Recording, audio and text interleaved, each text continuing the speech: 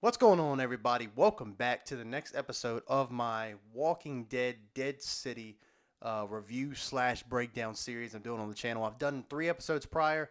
We're on episode 4 this week, and I've been really looking forward to these episodes. From week to week, gives me a reason to really get back into Walking Dead again. I hope you guys have been feeling the same way. If you're returning to these videos, thank you. I know these are long-winded videos. But I really like this kind of setup. It's not as strenuous as far as editing. It's just more of a it's almost like a live feed. I know it's not live, but it's almost like there's no really extra work to be done. It's just going through the episode, giving you my thoughts on it as we go through it by scene by scene. And so far, I've been really enjoying it. They're very taxing videos to make sometimes, but I really like how they're turning out so far. So anyway, if you're returning, thank you. If you're new here, consider checking out the other videos that we've done so far. I've done all 3 episodes. This is the 4th episode now. I'll probably put some on the top of this video, but as well as at the end of this video, I'll put a couple there as well. So definitely go back and check those, and hopefully you won't regret it. With that being said, I hope you guys can hear me okay. Hopefully you can see me okay. Been having some technical difficulties, but we're going to keep this thing going. So anyway, with that being said, let's get into episode 4 of The Walking Dead, Dead City. All right, so we'll get into the episode now. Again, we'll kind of break it down. I'll try to try to speed things up a little bit, give you my overall thoughts. One thing that I'm having an issue with these videos is trying to make these videos in a way that they're going to be long because I want to go into some information and a lot of things going on with the episode. Obviously, this is a breakdown more than a review. I give you my thoughts, but it's more of a breakdown of the episode. But I'm trying to make my thoughts more concise. That way, the videos don't go as super long because I know how taxing it can be to have a video that's like super long. I'm lower my microphone here so I can kind of go through the episode with you guys. So just initial thoughts on this episode. This episode was definitely more setup than I was expecting. I guess it kind of makes sense because we're in the middle of the season here. We're obviously getting to that penultimate episode. If you guys don't know what penultimate means, obviously it's getting to the point where the major conflict is about to come to a head with our group of survivors. We're obviously getting more time with the Croat. We're seeing more about him. We're learning more about the new sanctuary, his connection with Negan, and all that stuff. We learn a lot of that in this episode. And it's some good stuff. I'm enjoying it for the most part. I got some nitpicks here and there, but all in all, I'm liking it. So far, I've been pretty positive on this show. There's been some things that have just kind of irritated me as someone who's thinking about some of these situations more rationally than maybe those who are in this show. But anyway, um, so far I'm really liking it. So we'll kind of get through here. I think this is just the first part of it. So this episode starts off with something that I've been wanting since the beginning, and I'm pretty sure I've said it almost every episode. We finally got a flashback sequence with Negan at the sanctuary that we've seen in the original Walking Dead show, at the height of the Saviors. And I really love this scene because in this scene, coming out of nowhere, not, is an old face, a familiar face. Let me see if I can get there. He is. He's kind of squinting here, but if you can't see who that is Simon from the original Walking Dead series. He was Negan's right hand man. You got a right hand man? Having one of those is important. I mean, what do you have without him? A whole lot of work. So this is Negan's right hand man. So it's good to see Simon back. It was super awesome. And so essentially how it starts out is Negan's there. It's like a big ass feast at the table, and he's just sitting there, kind of just like trying to write some shit down about I think on the map he's like drawing on a map or something of where some scouts are at, I believe. I have to kind of go back and see what all he's doing because I don't really remember what he's writing here. It's going to show you. I kind of have to. I have to keep pausing and playing it because if I don't pause it, it will get flagged. And it's not a huge deal because it's not like it really does anything to me personally. But I just don't like seeing like my videos getting flagged because I have copyright stuff in it. It's super hard to like do stuff like this sometimes. But this says dead pricks, and then he's like marking on the sheet of paper where I guess some like assuming walkers. I'm assuming just looking at this here, it looks like this is the fence around the sanctuary, and this is where he's putting the dead. Like if you remember in the original show where he was tying the walkers to the front of the sanctuary, it's kind of like a warding mechanism for survivors. Anyway, so Simon comes in and says, Negan, we have a problem. And the problem is the Croat and Simon. You already get this inclination that Simon and the Croat do not get along. They're probably fighting for that second spot that we know Simon has. This is obviously going back to that story where Negan was telling Maggie about the Croat took it too far with a kid. And so, one thing I found interesting is that this kid, I don't know how closely you guys can see it. Maybe if I don't touch the mouse for a second, yeah, there it goes. I don't know if you recognize this kid, but this kid looks a lot like the girl that he's been taking care of, the mute girl. And I wonder if there's a connection for that because this obviously affected him. Sorry, I touched the mouse again. This obviously affected Negan pretty bad. This, obviously we know Negan is pretty much like, children, right? Is like a no go for him. Like I don't think he hasn't have an issue killing men and women. Like he talks, I think he talks about in The Walking Dead with Negan when he's talking about killing Olivia. He's like, I don't enjoy killing women. Men, I can kill them all to live long. But when I kill women, it honestly makes me feel bad. And so obviously that sociopathic tendencies that Negan had. But she looks a lot like the mute girl. And so that's kind of interesting. I don't know if that's supposed to mean anything, but that was something interesting here. But anyway, so the Croat is telling Negan, like, I had to do what I had to do, got information. She's working for the Hilltop. She's a spy. Yada, yada, yada. We've heard that story, and we've gotten the T-shirt in the words of Michael Bisping if you're an MMA fan. So now we're getting into the stages of they're about to, our survivors, Negan and Maggie, and the people they met. They're about to make their I guess you could say their first stand towards the new sanctuary. They're asking where Luther is. They don't know where he's at. And I'm sorry, by the way, on this side here. I don't know if you guys can see it. For some reason, let me see if I can get out of it and go back in. Oh, look what I just did. Hold on. Let me go back into it here. I think so. What I'm trying to. Okay, that's better. That way, I get that little snippet off the side of the screen. I don't know if you guys can notice that or not, but I could, and it was really frustrating. All right. So anyway, they're asking where Luther's at. Obviously, we know that Negan had to kill Luther in the last episode. And so, obviously they keep him quiet about it. Negan's been like, I don't know, like he kind of convinced them like Luther didn't really want to do this anyway. And they're like, yeah, he wanted to do his own thing. So they they kind of believe that shit and just moving on. So anyway, they're ready to storm the sanctuary. Maggie asks Negan if he's ready to go to go to the new sanctuary, and Negan tells her, yeah, I'm ready. But then he opens up and goes, no, actually, I'm not. He's like, look, I'm not worried about someone wanting to kill me. I've had people been wanting to kill me for a while now. It's just the fact of going into this place, being very reminiscent of the old sanctuary, hearing the same stuff that Negan used to say to his people. He just doesn't want to go through that again or be around that stuff. So they have a little moment. Maggie tells a story, and I don't really understand the connection here. It's a good story. I enjoy the story where she's telling about Herschel having a harmonica and she's annoying the shit out of everybody at night while everybody's trying to sleep. She ends up telling that story to Negan. I guess like it's a comforting thing. I'm sorry that popped up on my screen there.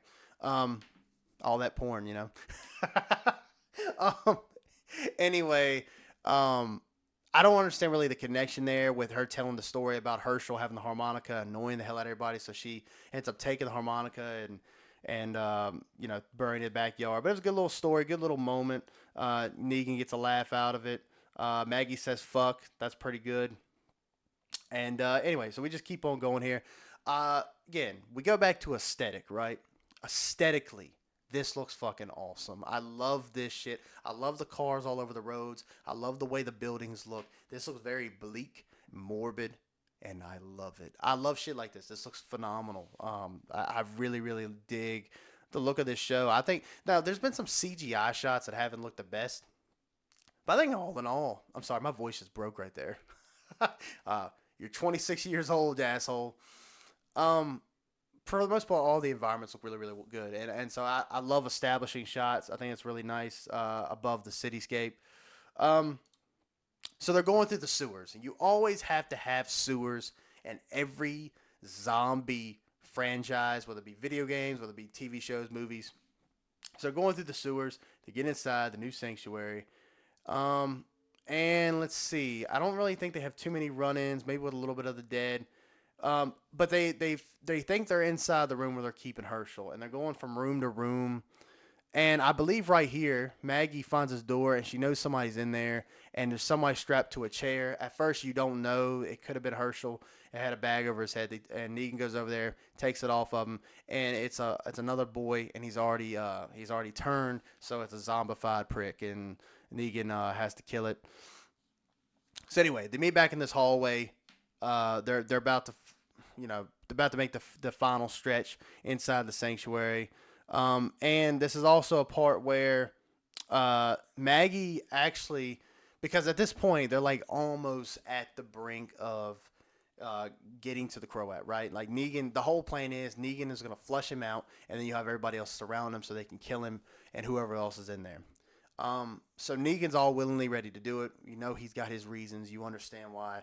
And Maggie obviously was going to let him do it. One of the main reasons why she brought him on. But right here, she was actually going to tell Negan about the mute girl, right? That obviously, as we know, the last episode, somehow or another, which makes no fucking sense, the girl was able to find Maggie. It's so dumb. Listen, I don't care how you try to explain it to me. There's no way in hell she would have been able to find them in New York, right? Think about how big New York is. I've never been to New York physically, but I've seen it in enough media. I've seen it in enough videos, documentaries, things like that. New York is huge. And if you are from New York, I'm sure you can probably explain it better than me down in the comments. There's no way she would have been able to find them like this. I still call bullshit on that. Just poor writing, in my opinion. But anyway, Maggie wanted to tell Negan that she was around, but he didn't. There's for two reasons. One, she doesn't want him taking his eyes off the prize. But two, she ends up looking in his bag and finds the little silver. It might show it in a minute. Yeah, it's right here. No, it's not.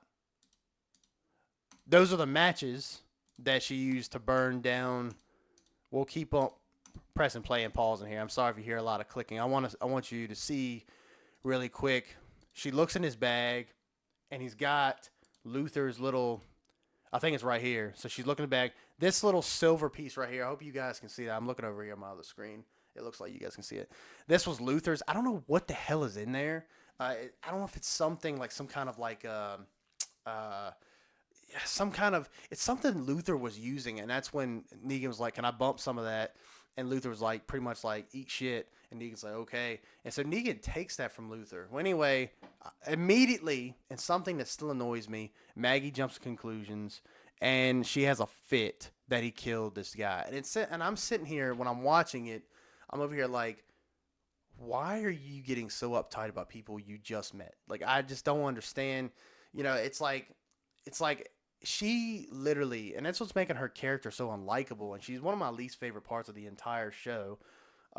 Is the fact that like she just still like just every episode she's got to remind Negan he's an asshole. And again, did Luther have to die? Maybe not. But at the same time, it's self defense. Unfortunately, things happen. You come at somebody, you try to put a man's life in the balance. You can't help what you get, and that's what happened to Luther and Maggie, because she's still holding Negan accountable for everything that happened, right? Which makes sense. She just jumps to conclusions that he just did it at because he wanted to, or because whatever, that he's some kind of monster. You know what I mean? And so she just kind of like loses her shit. She walks away. Negan goes. They just continue the plan, which, like I said, Negan is to flush him out. So anyway, then you come to this part with this young boy. Looks like they're like in some kind of like radio. I mean, you see all these like it looks like stereo systems and high frequency machines and things like that. And the Croat is talking to him, and the boy is like scared of him. And the Croat's trying to tell him you can trust him, yada yada yada. Well, anyway, while they're sitting there talking to the mumbo jumbo, you hear the iconic whistle, and you guys know that I can't whistle with a shit, so I'm not even gonna attempt it here because it's just I'll save myself the secondhand embarrassment. But you start hearing the iconic whistle, and essentially, we know Negan's there, and so I think that this boy has been trained that when there's intruders or whatever to play a certain sound, these chimes will lead to something later. You'll see in the episode, which I think is pretty interesting. This part to me, it was supposed to be like, well, not this part specifically. So you got the survivors and Maggie. They're trying to, set some things up, some traps, things of that nature. They're all banding together, grouping together because they don't really know how many people the Croat really has. Um, and this part right here, it was kind of back and forth for me because so Negan, he's whistling, he's trying to bring the Croat out, and the Croat's looking around for him, and it's supposed to be, I think it's supposed to feel intense, but it just doesn't feel that way, man. I'm still not feeling the Croat as a villain. You know, I'm not saying he's not, but I feel like he's a villain that we've seen a lot, and I think he's supposed to be like that to a certain degree because he's supposed to be mimicking a lot of what Negan did, right? Like the Croat to me seemed like an ass kisser to me. Like just from the stuff he talked about with Negan, you know, a lot of the things he would do for Negan. He called Negan his brother. Because he lost everything. We find out he lost everything, and he found Negan, and Negan, quote unquote, saved him, right? They call the saviors. And so a lot of this stuff is just stuff we've seen before, but only done in a more intimidating way, a more menacing way, which is this man right here. This man right here is what made that stuff work, right? The charisma, the viciousness, the sociopathic tendencies. The Croat, excuse me, I almost said the Croat. Either way, I don't think it matters. The Croat just, I don't know, just not a very good villain. And you know, I don't know how you guys are. I have a hard time understanding what the hell he says half the time. I feel like I have to cut on subtitles occasionally because I can't understand some of the things he says. And again, you know, maybe I'm just some dumb asshole, but I sometimes can't understand what he's saying. So I have to kind of like rewind. Jesus Christ, I'm showing my age. I have to go back like a scene or so just to start over, just so I can hear him say what he said again with subtitles. But anyway, it's supposed to be intimidating. It's not. I thought this part was really cool. They light these candles and they're like hooked to a fuse. I'm just gonna have to start and play it. The fuse gets down to the bottom, and you'll see. I think it's like an explosion. It lets the walkers in. It's a good idea. It's pretty cool. So essentially, what they did was, so you have Maggie and the survivors. They're in the big like arena area with the octagon, which, like I said, from the very first episode, I said it was pretty cool because I just seen that in the trailer. I'm a big MMA fan, so I like seeing the octagon. It looks cool, apocalyptic. It looks awesome. Anyway, big explosions happen. The walkers start coming in, and as you can see right here, there's an explosion here, an explosion here, and so what the idea is to trap them. We've seen this before. We've seen this happen in The Walking Dead, where like try to trap their enemies. Like what I think of really, it's a good callback to season 8 of The Walking Dead. You know, Rick's whole plan was to bring all that like couple of different herds of walkers and have them surrounding the sanctuary. And so here it's kind of like the same thing, only this where they are at, where Maggie and the group are at, they're all on like one floor, right? So the walkers have more of an opportunity to to really to honestly do some real damage because there's really nowhere else to go. And I think there's one scene, I just skipped it already. We'll see in a minute. Maybe it's about to show it here. We'll keep pausing and playing it. But I think there's a scene where you see him coming down the steps or like coming down the exits where the steps are at. So like here they come right here. So they're coming through this way. And then I think they turn another way and they're coming through the doors on top of the seats. See, they're coming through every single way, and it's really cool shot. And again, you know, stuff like this is kind of what like I enjoy the most. I love seeing walkers. I love seeing zombies. It's just it's something that I just don't take for granted from recent zombie apocalypse stuff, and I'm not gonna throw any more shade at it, but it's really cool to see, and I like it. The mute girl is with Maggie. She kind of came in there. Obviously, it's gonna be a burden now. Maggie's got to watch out for her now. Um, so anyway, excuse me, I had to clear my throat. They're still looking for Negan. The Croat goes by himself because he's very, very. One thing I will say about the Croat is he's very trustworthy. That he thinks that like either he doesn't think Negan will kill him, or he just feels so secure in his own. He's confident in his own being that he's not even worried about Negan, and he tells the other guys to go this way, and he goes by himself. And I think it's coming up soon. And excuse me, I'll have to kind of let this refresh. So you might see a weird cut. Let's see. I don't know if I can fast forward much more because AMC starts this app tends to forget what it's doing if you do too much. This guy right here, he should have died. They've done this so many times on The Walking Dead where he gets swarmed. It looks like there's no escape, and then somehow or another through whatever he escapes. I don't know, dude. I mean, fine. I don't care. I don't know these characters, and that's why like with Maggie getting like mad about Luther. Like, who gives a shit about that? You know what I mean? Like, who cares? This app is screwing up on me. I'm trying to fast forward and it's like not doing it. Um, so let's see. All right, so actually, I kind of got ahead of myself. He thinks he sees Negan go this way. He tells the guys to go somewhere else. He goes on his own to go after Negan, and it's a really cool scene. I think it's is it right here? Maybe it's right here. It's coming up. I know that. So Maggie and them, they're still in the state in the arena. I keep want to say stadium, but arena is more enclosed. But anyhow, it doesn't really matter. God, this app is so stupid. I'm trying to skip ahead. All right, so it's a pretty decent scene. I like Negan still whistling. Croat is calling for Negan. He sees Negan for the first time in probably like 12, 13 years. Because it's been quite a bit of time since the All Out War story arc at this point. And this was, I mean, you got to think like the Croat happened before Negan had met Rick and everyone else. So, um, it's a little bit of stuff they got to fill in the blanks there, but again, had a really good flashback at the beginning of the episode. I think did a really good job of at least establishing that relationship a bit more. They use a cool technique that we've seen this before, but I think it was used well. They all get inside the octagon, they lock the doors, and they start killing the walkers through the fences, kind of like with the prison. I like this good little callback, and I think they're doing this on purpose too, right? I mean, you look. The thing is, at some point, right, when you're this far into this world, you got to use some of the same techniques. I was fine with it. Nothing crazy, nothing that wowed me, and that's one thing I found with this episode is that a lot of it felt very samey to me. Not bad.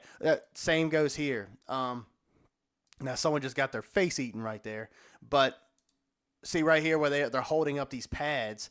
These pads, like, so if you've ever seen like a UFC octagon, they have these like pads on each like corner of the octagon. Octagon has 8 corners, duh. So these pads are on each side. They're kind of using technique from season 10, I believe, when they're holding the shields up. It's kind of a weird part, to be honest, but good, a good technique to use here to push against the walkers because you're not what they were fighting against in season 10 were the Whisperers. So for walkers alone, that should be an issue. Anyway, that guy, he somehow lives. I don't know how that works, but he lives through that shit. The Walking has a lot of that stuff. But anyway, so now we're finally getting to the confrontation between the Croat and Negan. And so this is where things finally get good because you finally get the confrontation between the two we've been waiting for. Some dialogue between the two since what last happened that we didn't get to see. Obviously, all this stuff was off camera. We couldn't see any of this stuff happen. When he was at the sanctuary, right? Because obviously this character wasn't made before this show. But anyway, so it kind of gets drawn out here, and excuse me again. This app is like really, really, really dumb, and it's when you try to fast forward, it's like this thing doesn't know what to do. So finally, they see each other, and it's a really cool scene because he's acting very much how Negan was. Not exactly, mind you, nowhere near as charismatic, nowhere near as menacing. But the Croat talks to Negan and says, he heard about what happened at the bank, and as you guys remember, that's when the whole Butter get an umbrella because it's about to rain, and he like guts the guy in front of all these people, and now we know for sure that those people were the Croats people. So he mentions that Negan demands for Herschel. Um, Obviously, things don't go as planned. The Croat brings out let me see if I can get a little farther here. Hold on, I might have to skip around a little bit. So anyway, I think we get to the part now where Negan asks, "Where's Herschel?" And I don't think he says Herschel. I think he says, "Where's the boy? I want to see the boy." So Croat's like, "All right, yeah, I'll show you the boy." So comes on out, and they're holding this guy, got a bag over his head, and it ends up being, I think they show it pretty quickly here, so I don't want to go too far. That way that my computer doesn't like lose its mind of the MC app. It's the Marshal. And we remember the Marshal has been with the Croat for, at least a little while there. I still don't know what they're trying to do with this guy. I like him. I think he's intimidating. I liked him as a secondary villain, but I don't really know what they're doing with him now. So I don't know. As of right now, I don't really have much to say about his character, but it's not obviously it won't gonna be that easy that the Croat just wasn't just gonna hand over Herschel. Um, so Negan's making some threats, some good little talk there. Um, they throw the Marshal over the balcony there. Negan's able to grab onto him, pull him up, but before he can pull him up, the Croat shoots him in the hand. More intimidation techniques. It's supposed to be like, holy shit, this guy's crazy. I don't know, man. It still isn't quite working for me. Negan helps the guy out. They're trying to get away. We're getting near the end here. I know I'm probably all over the place. They find this little manhole behind these barrels that leads again to another part of the sewers, and apparently there's the dead is everywhere. And Negan and the Marshal, they hole up in this little vacated store, and the Marshal has him at harpoon point, I guess, and gives his whole spiel because he's from New Babylon and he's looking for Negan. He gives him the whole spiel like, by order of code, blah blah blah blah blah. I gotta bring you in and shit like that. And Negan's like, dude, really? I just saved you. And then that's pretty much it. Again, I know I'm skimming through, but this episode to me was a lot of setup, and that's why I've kind of been trying to talk through it a lot faster. So anyway, they go down the manhole. The dead are at the door from the arena, and then it says on next week's episode of The Walking Dead, Dead City. So, and that's the episode. Not a whole lot. Not a whole lot going on. It's what you expect, right? We knew that the survivors would get to the new sanctuary. We knew we'd have run-in with the Croat. I don't feel like this really pushed the story any further. Maggie and the group don't have to go down to the sewers where the worst of the dead are at. Negan and the Marshal, they're trying to escape, go into the market, and now the Marshal pretty much has him as hostage.